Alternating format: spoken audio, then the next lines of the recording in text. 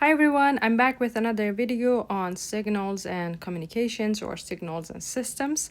This is on the topic of FM modulation. And then here we have a frequency, the modulator has a frequency deviation constant of 5 kilohertz per volt.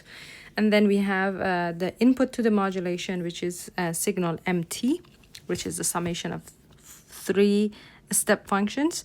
And then we are asked to determine the peak frequency deviation for the FM signal, which is basically asking us, okay, what is the peak-to-peak value of MT? So you can multiply it by this constant of 5 kilohertz per volt, basically. Okay, so let's find what MT looks like. In order to do that, we need to write MT is equals to 2UT. Whenever you see a step function, it's just a matter of dividing the input of these step functions to different intervals. So you can see if the step function is 0 or 1 and then add them together, basically. So for example, when t is less than 0, all of these 3 step functions are 0. So it's going to be 2, 0 multiplied by 4, 0 plus 2, 0. So it's going to be 0. When t is more than 0 but less than t, that's when only the first one is 1. The rest of them are 0 still, because the input to them is going to be a negative number. For the step function, when the input is negative, then it's 0. Then this is 2. Then when t is between t and 2t, then we have the first two to be the first 2 functions to be a value of 1, and then the rest of it would be 0, which is going to be 2 minus 4, which is going to be minus 2. And then here we have t more than 2t. All of them would be 1. So again, it would be 0. So if we draw MT, is going to be t, we have 0, t, 2t, and then here this is MT. When t is less than 0, we have 0. Here we have it 2 volt, and then here we have it minus 2 volt. I feel like it's a little bit, this one is not a straight line, but I can't draw a straight line apparently. Oops. Okay, and then after that it's also 0. So the peak-to-peak value of our signal is actually 4 volt.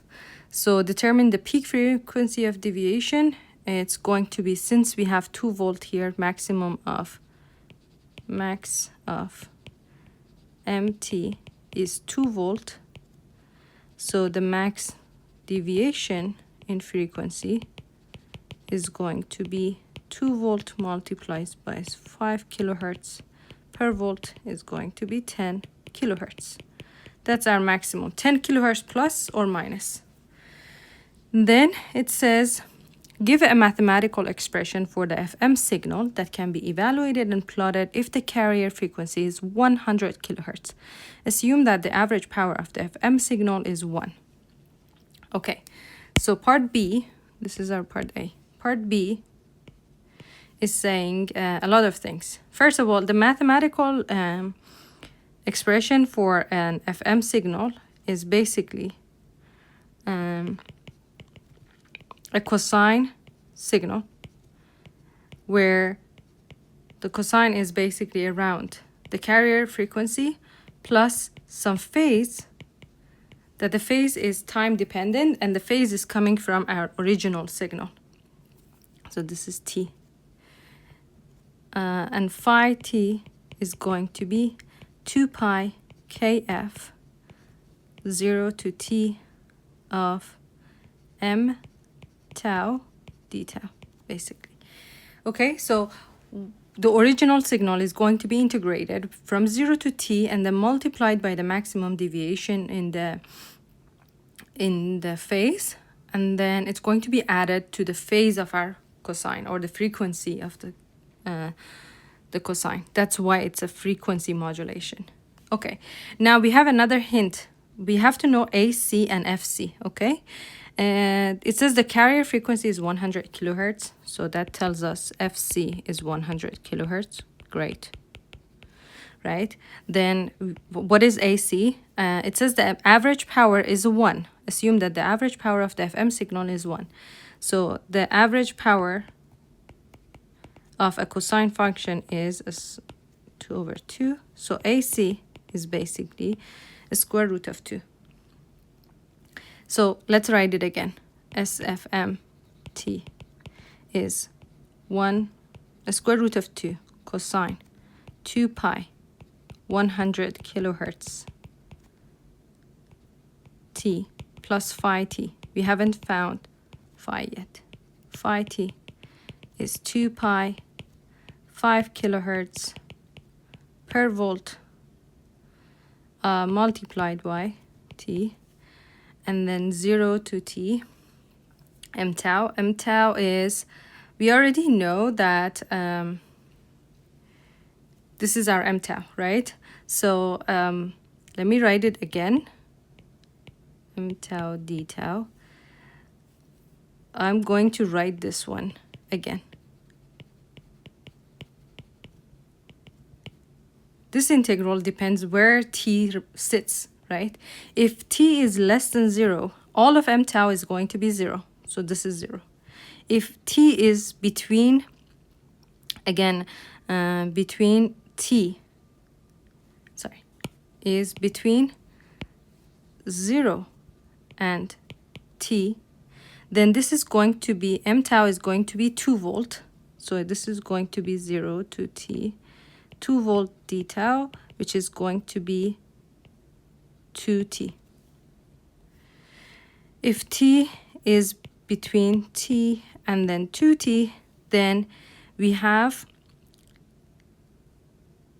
for 0 to t, we have 2 dt plus t to here, we have minus 2 dt.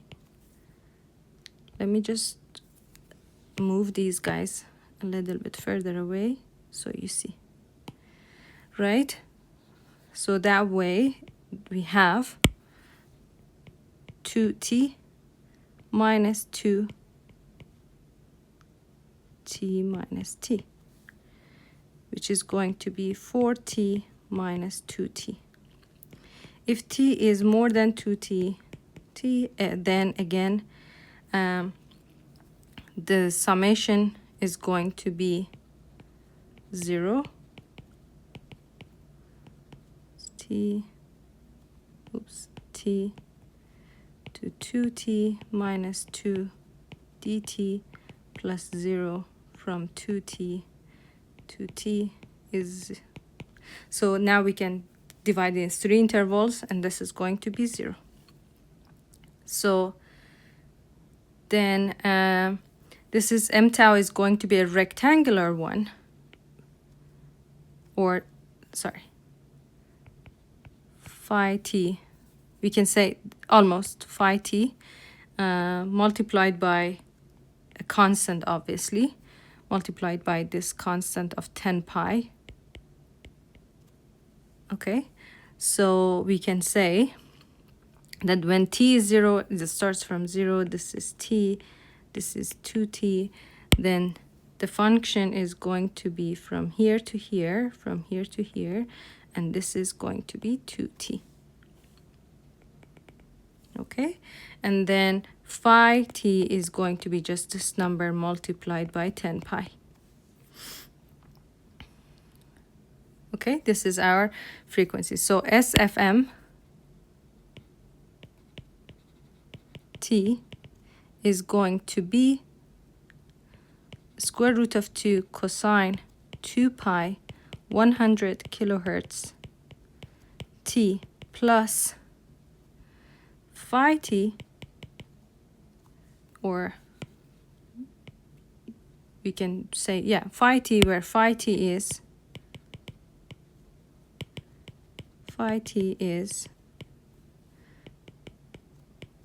this function.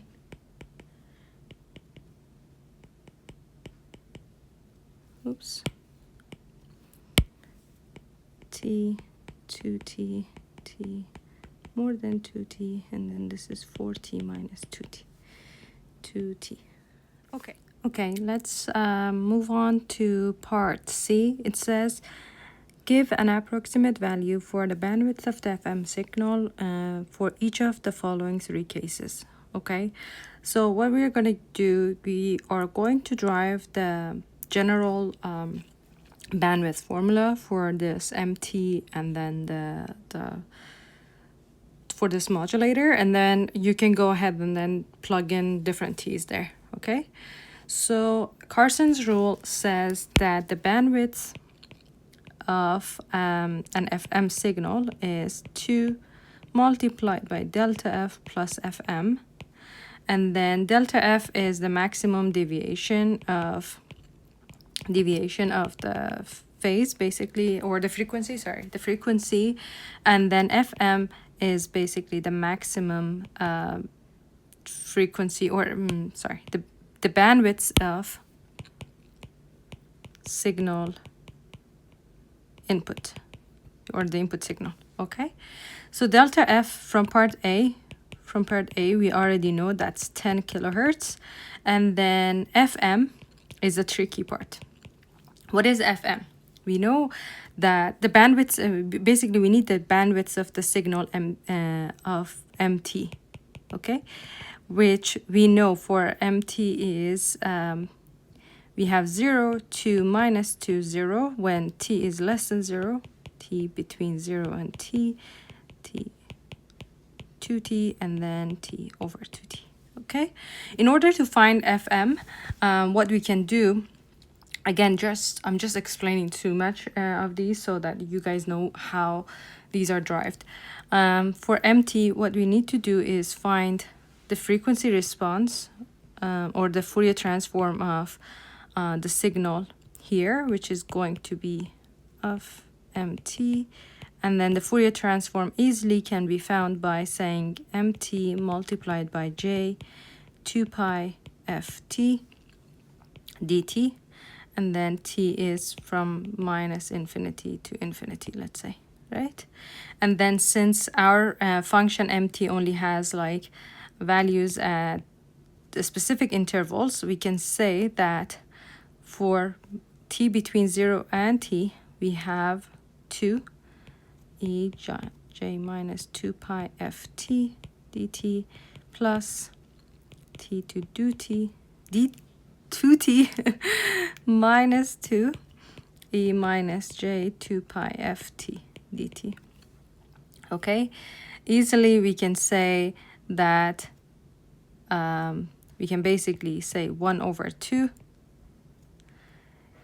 e to the minus j 2 pi ft, or we can do it this way, guys.